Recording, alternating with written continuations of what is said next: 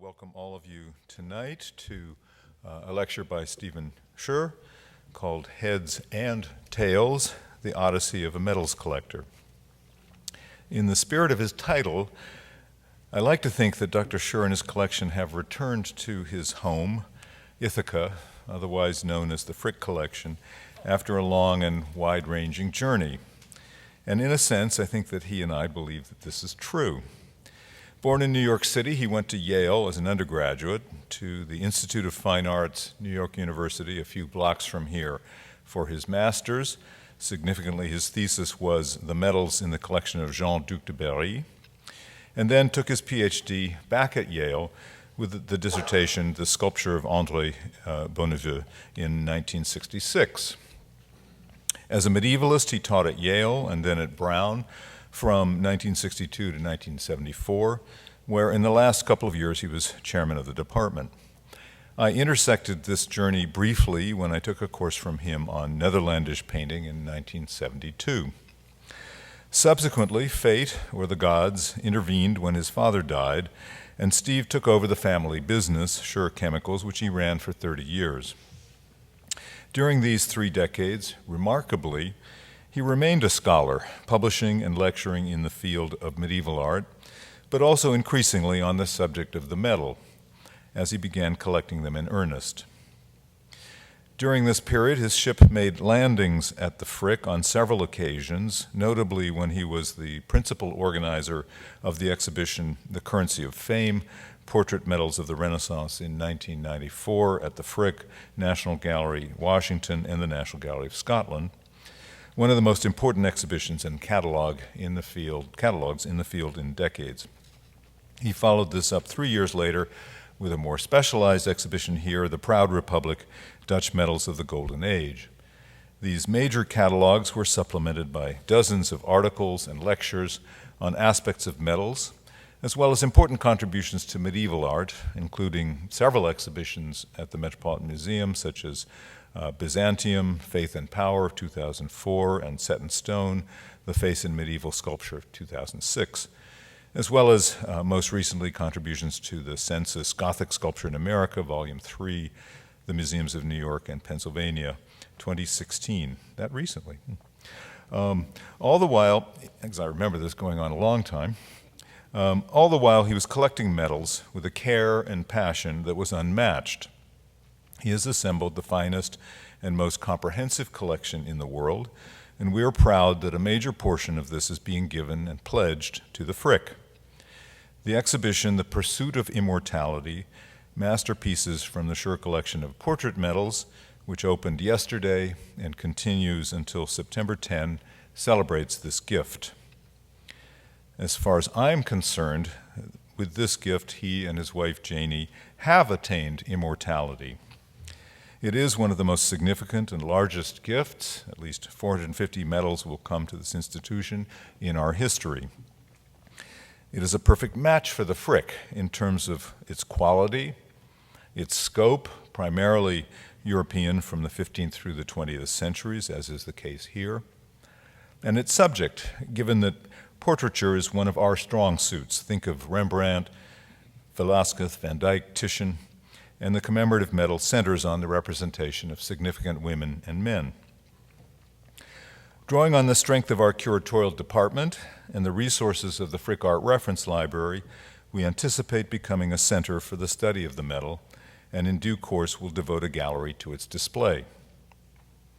Speaking of curators, Amy Eng, working with Dr. Scher, has installed the exhibition, and she has written a book, which is both introduction to the subject of metals and a checklist on the show. It is rare that one of the foremost scholars of a subject is also its greatest collector. Dr. Scher is the major contributor to the catalog of the collection, which Amy, with other specialists, are completing for next year. He is also a frequent lecturer on the topic and has given popular seminars here for many years, so we look forward to his talk tonight. This lecture has been made possible by funding from the Robert H. Smith Family Foundation. I also note that the exhibition will be open for a half an hour after this lecture, and that the lecture is being streamed live and will be archived on our website. where you can also find recently completed videos on casting medals, an introduction to the exhibition, and 5 brief films called My Favorite Things, which Dr. Scher has singled out of the 1,000 works in his collection. Please welcome Stephen Scher.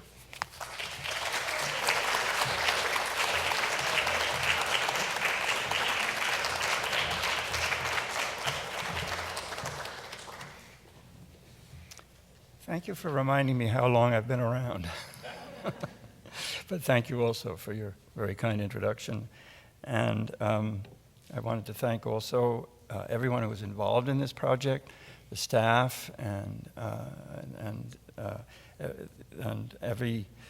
all levels of participation, the person who designed the exhibition and the lighting person, but above all, my co-curator, Amy Young, who has been tireless and imaginative and innovative and a really marvelous colleague.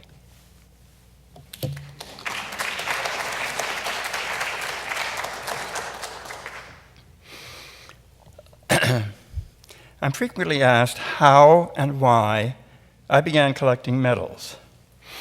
Those of you who are inveterate collectors will understand when I confess that since childhood, I have had the collector's disease.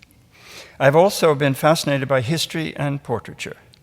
And when one combines these interests, the results are inevitable and, referring to the disease, fatal. Although the demise is a blissful one, it is this combination of passions that led me to begin collecting works of art, particularly medals. I had no idea of the existence of medals when, as an undergraduate, I read the Swiss historian Jakob Burckhardt's seminal book, The Civilization of the Renaissance in Italy, published in 1860. Burckhardt described the emergence of a distinct form of secular individualism that has been traditionally considered a major characteristic of the Italian Renaissance, associated with a revival or re-examination of the cultures of classical antiquity, the growth of a new naturalism in the principal pictorial arts, and innovative techniques for expressing these values and beliefs. To illustrate his point, Burckhardt focused attention on specific personalities of the Renaissance, personalities about whom, as a young man, I became fascinated. So it was that during a trip to Europe as an undergraduate, I found myself in Florence, the cradle of the Renaissance, wide-eyed, innocent, and voracious for knowledge and experience. While wandering along the banks of the Arno, I happened to notice an antiquary shop. With the courage of one who had nothing to lose, and, for that matter, nothing to spend, and in the hopes that I would not be bothering anyone, but would in fact find some sympathy for a poor student, I entered the premises and asked if I might look around. The hospitality I had been hoping for was forthcoming, the dealer producing several objects he thought might interest me. One was the piece of the sort of Renaissance jewelry made of a mounted Baroque pearl that is found quite commonly because it has so often been forged. Another was a portrait medal, which I seem to remember was Matteo di Pasti's superb medal of Sigismondo Malatesta with his castle in Rimini on the reverse. Taking the medal in my hand, I felt an immediate spiritual connection with its subject and his era, and a thrill at perceiving the artistry involved in its creation. The proud portrait on one side, and the powerful architectural image on the reverse. I was holding the image of one of the princes whose turbulent life had been so vividly described by the Swiss historian. And the moment was nothing short of magical. Being on the strictest of student budgets, I could not, of course, purchase the piece. But during the rest of the journey in Italy, I made it a point to visit the installations of medals in as many museums as possible. Subsequently, I went on to graduate school for advanced degrees in art history, followed by a teaching career, primarily as a medievalist. And during most of that time, did not have the means to collect seriously, although that did not deter me from purchasing art in a small way, primarily old master prints, usually paying in installments. I shall always be grateful to those understanding dealers whose sympathy for my passion gave them a tolerance for my impecunious state. I would not be entirely honest, however, if I did not confess that there were times when my parents helped, or were persuaded to acquire the object for themselves, a ruse that fooled no one, but left no one unhappy either. It was, however, while I was a graduate student at the Institute of Fine Arts in the early 50s, and taking a course entitled Museum Training, now called Curatorial Studies, that I finally purchased my first medal. Where are we? This might have been my first medal, but it wasn't. There we go.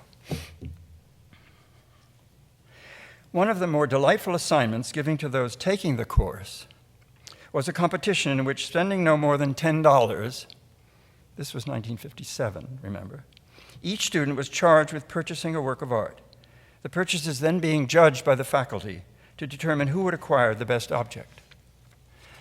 Although I did not win the competition, my career as a collector of medals had begun. It was only later that I discovered that what I had purchased was a struck 17th century restitution of a cast 15th century medal, struck from a cracked die, no less. This was the first of many subsequent important lessons I learned as a fledgling collector and eventual connoisseur. One should always conduct thorough research before making a purchase.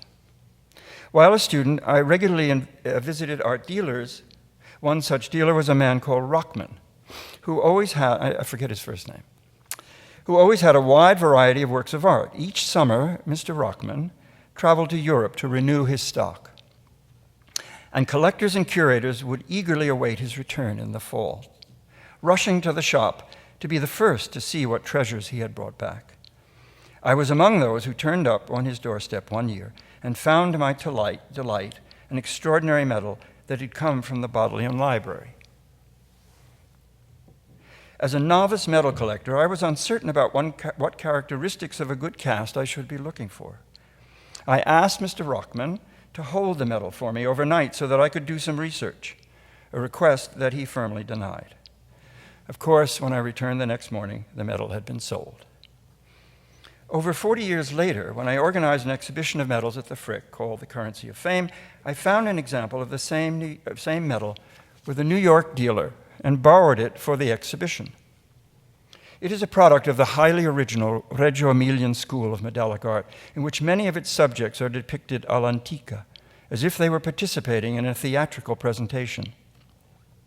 In this beautiful and mysterious image, to which I have always been drawn so strongly, does it represent an ancient sculpture, or is it the portrait of a specific individual masquerading as a bust? Is the face looking in, male or female? And what is the relationship between the two? We are given no explanatory inscription with which to solve the puzzle. My desire to own the medal had never diminished, but the dealer's specimen was not for sale. Several more years elapsed when the dealer put his collection of medals up for auction, and I was finally able to acquire it. It was another lesson learned. Patience has its own reward. My collecting of medals could begin in earnest only after I left academia in 1974 and took over the family chemical manufacturing business. As I learned more about the subject and became familiar with the market, the collection grew chronologically from around 1400 to the 20th century, and geographically, including Great Britain, Europe, and the United States. As can be seen by the broad scope of the exhibition, subject matter was not of major concern to me. The portrait medal obviously dominates, but the functions served by the medal made it a useful instrument to commemorate a wide variety of subjects. Rather, it was always the quality of the medal as a work of art that was the first and most important criterion in my selection, as seen in the following examples. From France,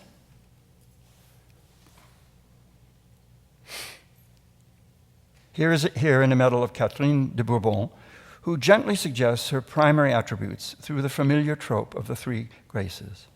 And Germany, concentrating on accurate detail and honest representation, exemplified in this double portrait of a Nuremberg patrician and his wife. Or Italy, seen in the stern, self-confident, and exemplary visage of a wealthy and powerful gentleman who boasts on the obverse of his liberality and thanks the Holy Roman Emperor on the reverse for the recent knighthood he has received. In building the collection over a span of 60 years, I have had the opportunity to examine many medals of all periods in museums, private collections, dealers' stock, and auction houses. There are always certain factors inherent in the specimen of a medal that either enhanced or detracted from the aesthetic excellence to which I had been initially attracted. As a result, I established certain strict standards as the components of connoisseurship required for collecting medals, which included, among many other factors, excellence of design, the condition of an individual specimen, and whether cast or struck, the quality of its fabrication. Particularly for bronze medals, patina, whether applied or naturally acquired over time, was important to consider in relation to the possible age of an individual specimen. Sharpness of detail and whether the piece had been heavily tooled could not be ignored. And in cast pieces, a comparison of dimensions, usually over the overall diameter, but preferably the internal measurements, could indicate a later example in a succession of casts. While in struck metals, evidence of a cracked die, which we've already seen, or movement during striking, causing what is called chattering, had to be avoided. Rarely would there be fear of forgery, which is much more common in coins. With cast metals, copies were always being made, and only when they were treated to look older and then offered as original casts was there an intent to deceive. Struck metals were more difficult to counterfeit, since the process requires sophisticated machinery. Molds could be taken of a struck metal and a cast copy produced, but these are not too difficult to detect and were not necessarily meant to deceive. I was never concerned about completing a series or satisfying a desire to own a specific medal if the specimen I was examining was mediocre, even if the type was extremely rare. I would try to purchase only medals of the highest quality. It would be useful at this point to present a brief overview of the sources and origins of the medal and its subsequent growth and expansion. Although it had always been my objective to present medals as works of sculpture, it is important not to forget that their roots are firmly established in the field of numismatics. A medal, however, is not a coin. Although there are commemorative coins that share the characteristics of medals, as shown here in two examples: a coin of 40 grossi of Marguerite de Foix and a multiple thaler of Maximilian I. Coins are almost always struck, are usually produced for a governing authority, and conform to specific weights and materials in their functions as units of exchange and commerce. Medals are commemorative in nature, can be commissioned by anyone, may be struck or cast, and need not conform to any standards of size, weight, or material. The widespread transmission of information by means of small metallic objects has a very long history. In classical Greece, civic pride based on economic well-being and political and military strength was expressed in coinage of extraordinary beauty, occasionally marked by special issues in larger denominations commemorating a special event. Often a military victory, such as the Syracusan and Athenian decadrams. This is a decadrama of Syracuse, which is signed. Such excellence was continued in the Hellenistic period, beginning with the coinage of Alexander III the Great of Macedon and those rulers who followed, introducing portraiture of outstanding quality and individuality, such as in these two tetradrams of Antimachus of Bactria and Perseus of Macedon. The inclusion of accurate portraiture continued in Republican and Imperial Rome, gradually changing towards the end of the imperial period, leading to the more stylized and symbolic representation of the ruler on early Christian and Byzantine coinage. In the West, portraiture on coinage either disappeared or continued to be highly stylized. Even for the deliberate inclusion of a portrait all'antica on the coinage of Frederick II of Hohenstaufen in the 13th century. The inspiration from ancient coinage led to one of the most original contributions made by the Italian Renaissance in the form of the portrait medal, which expresses the character and aspirations of the period to perfection, transmitting within a small yet complex object the fierce pride and self-conscious dignity of Renaissance man. There is, in fact, a certain inevitability about the invention of the portrait medal, which seems to respond to a basic need for the perpetuation of identity not only within Renaissance culture, but timelessly, universally, and virtually indestructibly. The medal was born in the 4th decade of the 15th century, yet represented to an astonishing degree the union of a number of closely related elements, many of which were of equal importance for the changes taking place in the visual arts, namely the growth of humanism, with its intense interest in all phases of classical antiquity, in the course of which such ancient artifacts as sculpture, gems, and coins were encountered and acquired with enthusiasm. A revised concept of the dignity of man and his central place in the universe. The appearance of a new naturalism concurrent with an important change in the status of the artist and the evolution of the portrait. Self-awareness was a natural consequence of this belief in the concept of individual glory, or fama, which was the result of excellence, or virtus, and which led to a desire to celebrate one's accomplishments and talents and to inspire passion for fame. The tangible manifestation of this desire appears most clearly in the biographical and descriptive literature of the time, as well as in portrait painting and sculpture, and supremely, I have to say supremely, in the portrait medal. Certainly, the medal has achieved its purpose by giving immortality to many men and women who might otherwise have disappeared from the stage of history, as in these two examples, one Italian, the other by a Netherlandish artist working in England. It has celebrated their power and beauty, their successes and intellectual accomplishments, their family status and dynastic links, their personal skills, courage, hopes, and aspirations, their most valued attributes, the significant events in their lives, births, engagements, marriages, deaths, represented here by the 4-year-old Jacqueline Cheruy and Gertrude van Hoftman, dead at age 48. Their religious and philosophical beliefs, and all through these small discs of metal, wood, or stone, upon which is compressed, either explicitly or by the obscure language of symbol, allegory, or emblem, a wealth of information. Conveyed to us as well in the most successful examples is the skill of the artist in composing such complexity within the confines of a small circle, the elegance of lettering, the accuracy of portraiture, the masterful depiction of textures and substances, the pleasing and balanced composition, the richness of narrative.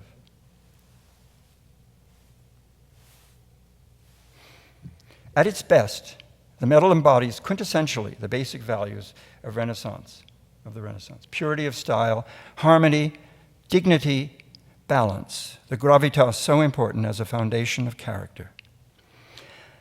As early as the late 14th century, the impulse to imitate the essentially commemorative nature of ancient, particularly Roman coins, existed in the north of Italy. The proto-humanist Francesco Petrarch had been collecting Roman coins as evidence of an Italy whose ancient greatness he wished to revive. His influence was undoubtedly present when Francesco II da Carrara, il Novello, the scion of the ruling family of Padua, a center of classical studies, liberated the city in 1390 from the occupying forces of Gian Galeazzo Visconti of Milan and freed his father, who had been taken prisoner. To commemorate this event, 2 numismatic objects were struck in imitation of the large Roman bronze coin, the sestertius, each bearing a portrait all'antica of the 2 Carraras. These precocious pieces had no immediate successors, although they must have attracted considerable attention, since an example in lead of one of them makes an unlikely appearance in the inventories of the French royal prince Jean Duc de Berry, who, as collector and patron, played an indirect, though significant, role in the evolution of the medal. Around 1400, the Duke purchased several large gold pendants in jewel-encrusted mounts attached to chains for wearing, each representing a Roman emperor and other imperial family members. Subsequently, he ordered copies to be made in gold, but unmounted, of 2 of them. the famous medals of Constantine, which you see here, and Heraclius, which were widely circulated, but more importantly, were considered until the early 17th century to be ancient, and therefore to be included within the entire known corpus of Roman coinage, with all that that implied. As impressive artifacts portraying emperors associated with the life of Christ, they undoubtedly served in part as models for the Renaissance portrait medal, along with seals, whose format and size, along with their function as an important means of identity and indication of social status, were clearly adapted as another source. The true history of the Renaissance portrait medal, however, is arguably thought to have begun in 1438 or 1439, when the celebrated painter Antonio Pisano, called Pisanello, who appears to have collected Roman coins, in order to commemorate the presence in Ferrara of the emperor of the Eastern Roman Empire, John VIII Palaeologus, created what was certainly meant to represent the latest in the long line of imperial commemorative numismatic objects, but was, with great originality, a relatively large, cast, circular metal disc with a portrait of the emperor in contemporary dress on the obverse and a scene on the reverse showing him on horseback praying before a wayside crucifix. The effect of this extraordinary creation was immediate and widespread. Pisanello, age 43, was well advanced in his career when he made his first medal, and would proceed to produce at least 23 more, traveling to the North Italian principalities, Ferrara, Mantua, Milan, Rimini, finally serving Alfonso of Aragon the Magnanimous in Naples before ending his career in Rome, where he died in 1455. Almost immediately, other artists began to craft medals for a wide variety of patrons in Italy, frequently moving from city to city, engaging in a variety of activities besides making medals. We find sculptors, for example, in this medal by Danesi Cataneo, of Elisabetta Querini, who also alludes to her possession of the attributes of the three graces.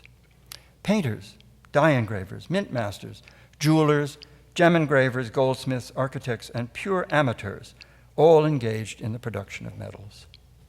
Until the early 16th century, the introduction of the screw press, which replaced the striking of coins by hand, medals, unlike coins, were produced by the casting method, which very simply consisted of pouring molten metal into a mold. With the screw press, medals as well as coins were struck from dies by both government and private mints. In each case, the conditions and results varied considerably. The desire for medals quickly spread from Italy to most of the other European countries. The same impulse that was present in Italy to record one's features, to establish one's unique presence, was an integral part of humanist philosophy in the North as well, and was expressed clearly in the Emperor Maximilian I, here shown as a young prince and an aged monarch. Quote, "The man who makes himself no memorial in life is forgotten with the tolling of his death bell." Close quote. Although Italian medals were known in Germany by the mid-15th century, they did not begin to be produced there until around 50 years later. In the context of the 15th and 16th centuries, one can speak of a German Renaissance in learning, literature, and the arts over a period beginning as early as the 14th century. Yet the effect of such efforts on the visual arts varied greatly. With very few exceptions, the influence of the Italian Renaissance on architecture and sculpture was erratic and arguably did not entirely displace the dominant late medieval style throughout the 16th and perhaps not until the 18th century. In painting and the graphic arts, on the other hand, Germany produced a spectacular group of artists who worked during the first 3 decades of the 16th century, dominated by the figure of Albrecht Dürer, who traveled in Italy and was intimate with a circle of humanists. Not all of these artists drew upon classical or Italian models, and one must therefore use the term German Renaissance judiciously and recognize the distinctly northern character of their art. In most respects, German Renaissance medals are distinctly different from their Italian counterparts. Although cast, they are generally made from stone or wood models, carved in fine detail with brilliant technique. Yet despite their foundation in humanism, German medals rarely display the same complex imagery and intellectual sophistication found in Italian medals. Only in rare cases does the reverse show anything other than a heraldic device. Instead, all attention is focused on the portrait, which is usually uncompromisingly, even brutally realistic. The medallic art of the 17th and 18th centuries in Germany and Austria is represented in the exhibition by a few select examples. The medals, usually struck and in silver, commissioned by the rulers of the many principalities in what later became Germany, are for the most part mediocre. Of note, however, is a large group of medals by the German artist Sebastian Dadler, an extraordinary technician recording many of the events and people involved in the 30 Years' War. Dadler brought to a new level of technical brilliance the large struck medal, with his ability to include vast amounts of tiny details within masterfully organized compositions. He produced an amazing chronicle, not only of the war, but of other significant events of the period.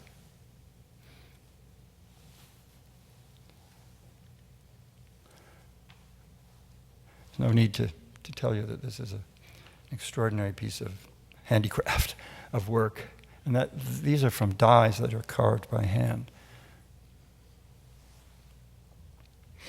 In the first half of the 17th century, France produced one of the greatest of all medalists, Guillaume Dupré, who drew upon the accomplishments of the great 16th century Italians to reach a climax of technical brilliance in the cast medal that would not be seen again until its revival in the 19th century.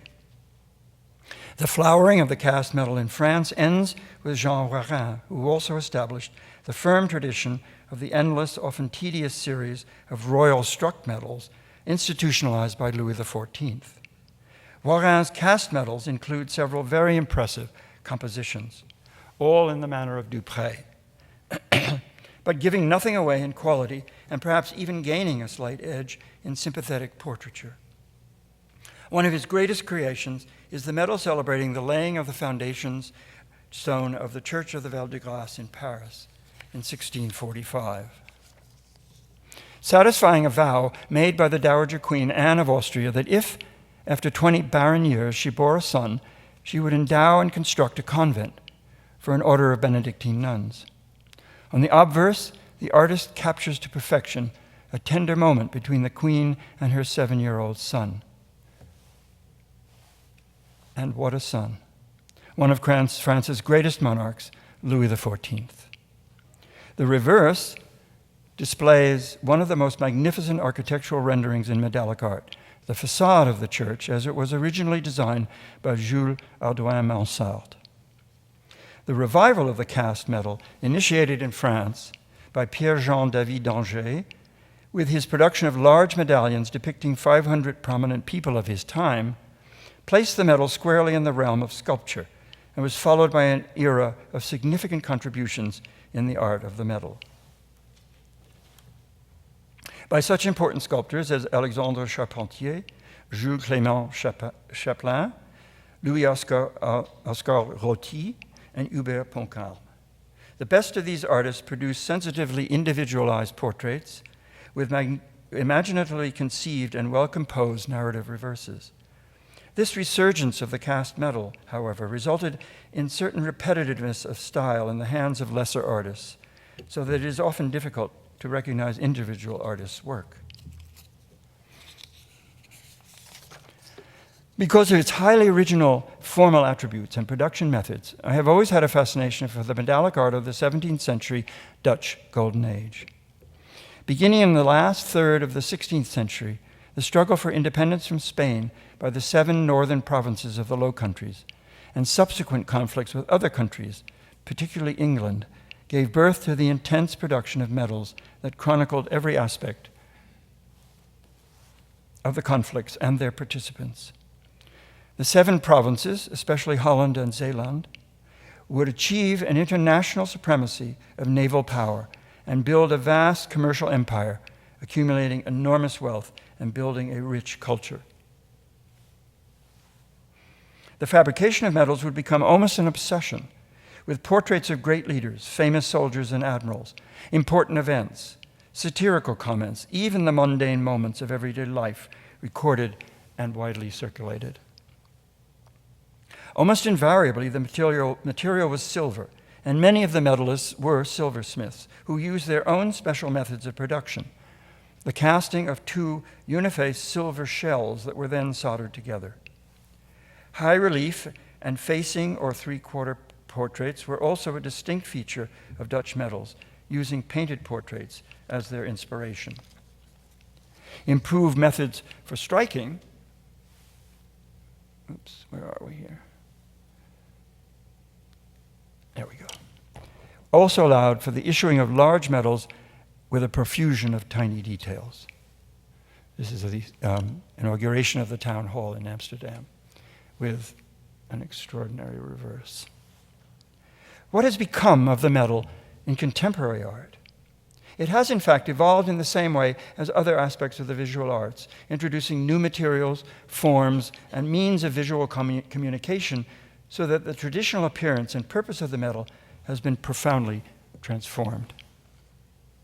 If it has been our purpose to present the traditional medal as a form of sculpture, for some time now, artists have been designating small works of sculpture as a form of medal, so that the definition of that form has become almost completely shattered.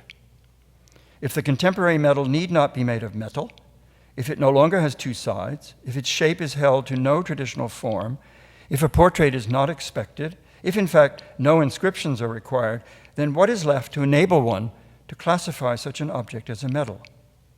It is to be expected that if a term is applied, then a definition is necessary. I believe that the one constant to calling such an object a medal is that it be commemorative. But on this point, I expect to be challenged. The current exhibition is divided into 3 areas: didactic, thematic, and geographic. In the didactic section, we include the various processes used to produce medals, models in wax, stone, wood, and plaster, techniques of production, casting and striking, some special ways that the medal was used beyond ordinary handling and distribution. An important group suggests a few of the objects that must have acted as models for the traditional form of the medal. The thematic section illustrates the almost unlimited number of subjects encountered on the surfaces of medals: war and peace, love and marriage, revolution and empire, death, religion, and others.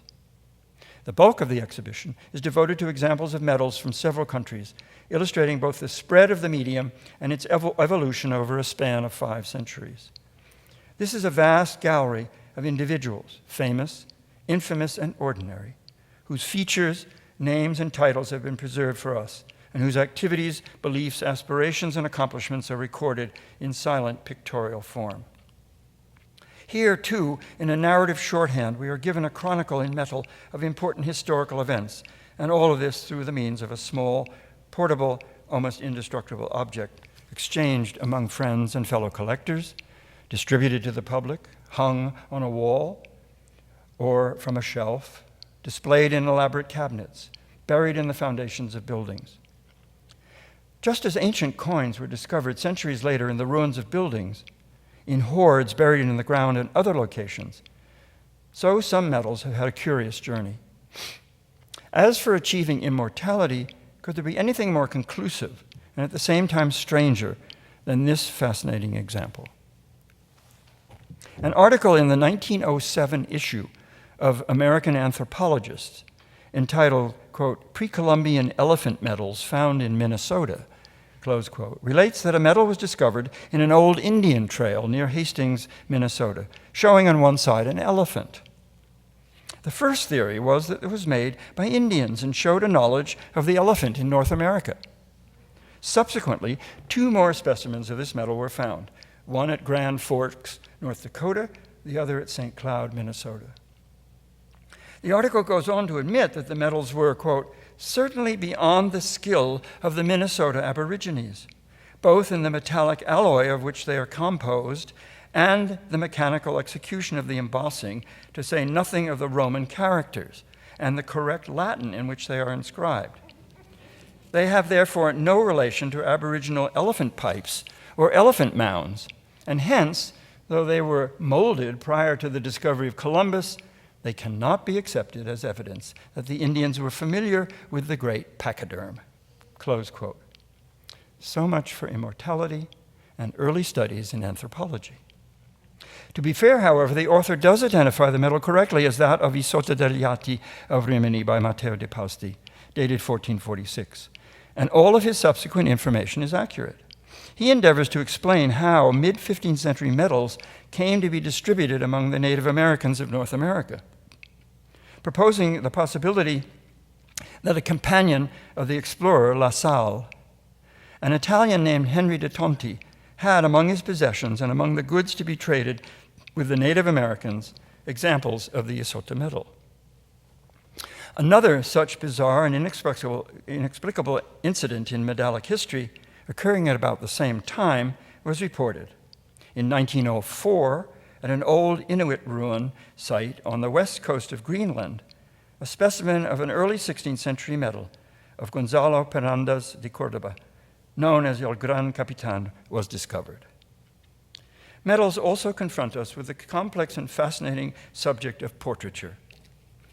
If medals are meant to preserve and transmit identity, then what sort of identity does the subject wish us to perceive?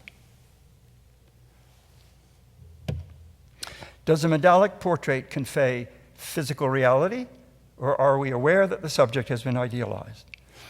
Napoleon wishes us to see him as a Roman emperor, whereas Ott Heinrich von der Pfalz has no hesitation in confronting us in all his rotund glory. Magdalena Welse-Römeren's family chose to have her remembered as a beautiful young woman of 20 on a medal produced to mark her death at age 57. And how do we explain the near caricature of Elizabeth of Braunschweig-Kallenburg? Pisanello, probably using an earlier portrait or drawing from life, introduces us to the 19-year-old Gonzaga princess Cecilia, in court dress, even though by the date on the medal she has been a nun for 2 years. At times, the relative impersonality of the usual profile portrait is replaced by the greater intimacy of the three-quarter or frontal pose. Medals are among the most difficult objects to display in a museum environment. They have two sides, which are sometimes in opposite directions. They are small, often with tiny details and lettering in the inscriptions. With their low relief and often dark patina, medals are exceptionally difficult to illuminate. They were meant to be passed from hand to hand, commented upon, compared, the details enlarged with a loupe. All this is possible in a private collection, where medals might be kept in a special cabinet, hung from a shelf, hence often the holes, or even worn as jewelry. But difficult to accomplish in a museum display. In the end, any museum installation is a compromise, one which has been impressively resolved in the current exhibition, as I hope you will discover. The medal has much to say to us across distances in time, in whatever way it is presented. Certainly, it is an ideal illustration of the dictum multum in paro, much in little. I wish to close with a relevant and very moving incident concerning a great collector, Cardinal Jules Raymond Mazarin.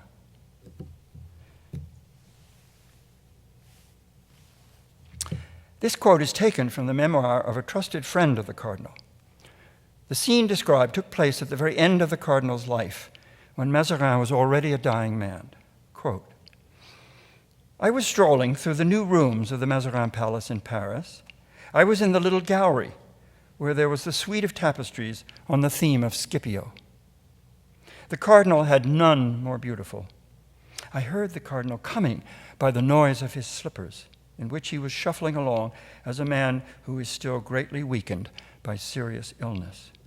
I hid behind the tapestry, and I heard him exclaiming, I must leave all this. At each step, he would halt, for he had no strength. He would glance this way or that, studying the object, this object or that, and from the heart itself he would cry out, I must leave all this. And turning again, he would add, and that too, How much trouble I've taken to collect all these things. How can I say farewell to them without sadness? Yet I shall not see them again where I am going. I could not contain a heavy sigh, and he heard me. Who's there? He said. Who's there? It is I, Monseigneur, I answered. Come near. Come near, he said in a very weak voice. He was naked in his woolen dressing gown trimmed with gray fur, and he was wearing his nightcap. He said to me, "Give me your hand. I'm very weak. I can't go on for very long." And going back to his former thought, look well, old friend, at that beautiful Correggio, and that Titian Venus, and that incomparable Deluge by Annibale Carracci, for I know you like pictures and understand them. Ah, my poor friend, I must leave all this. Goodbye, dear pictures that I have loved so much, which have cost me so dear." Close quote. As a fellow collector, I cannot tell you how fully I sympathize with the Cardinal's sentiments and how deeply this incident has always affected me. Thank you.